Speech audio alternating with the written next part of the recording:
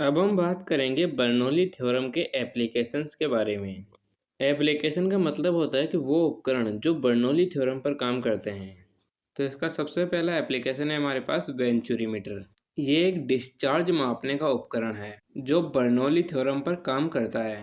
इसका उपयोग हम मुख्य रूप से पाइप में बह रहे द्रव का डिस्चार्ज मापने के लिए करते हैं। डिस्चार्ज का मतलब क्या है यहाँ पर कि किसी पाइप से प्रति सेकंड निकलने वाले द्रव की मात्रा को ही हम कहते हैं उस द्रव का डिस्चार्ज। तो ये है हमारे पास वेंचुरीमीटर। तो सबसे पहले इसका स्ट्रक्चर देखते हैं हम। तो इसमें यहाँ पर इनलेट पाइप होता है और यहाँ पर आउटलेट पाइप होता है और बीच में ये वेंचुरीमीटर लगा है। अब इस वेंचुरीमीटर के पार्ट्स देखते हैं हम। इसमें सबसे पहले आता है हमारे पास कन्वर्जिंग कोन, फिर आता है हमारे पास थ्रोट, फिर आता है हमारे पास डाइवर्जिंग कोन। तो कन्वर्जिंग कोन का क्षेत्रफल धीरे धीरे घटता है और थ्रोट पर क्षेत्रफल न्यूनतम रहता है और डाइवर्जिंग कोन में क्षेत्रफल धीरे धीरे बढ़ता है।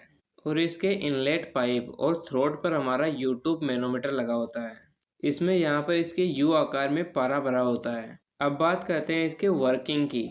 तो यहाँ पर इसमें द्रव इनलेट पाइप से प्रवेश करता है, फिर कन्वर्जिंग कोन में जाता है, फिर थ्रोट में प्रवेश करता है, फिर यहाँ से डाइवर्जिंग कोन में जाता है और फिर आउटलेट पाइप के माध्यम से बाहर निकल जाता है। अब यहाँ पर इनलेट पाइप में दाब अधिक होता है और वेग कम होता है।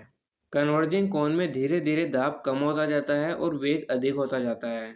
और जैसे ही हम थ्रोट पर पहुँचते हैं तो दाब न्यूनतम हो जाता है और वेग अधिकतम हो जाता है।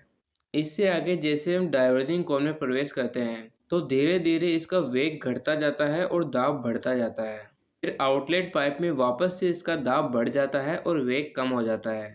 तो जैसे ही इनलेट पाइप में दाब बढ़ता है, पारा यहाँ से कुछ खिसकता है और इस साइड में कुछ ऊंचाई पर आ जाता है क्योंकि यहाँ पर थ्रोट पर दाब न्यूनतम है।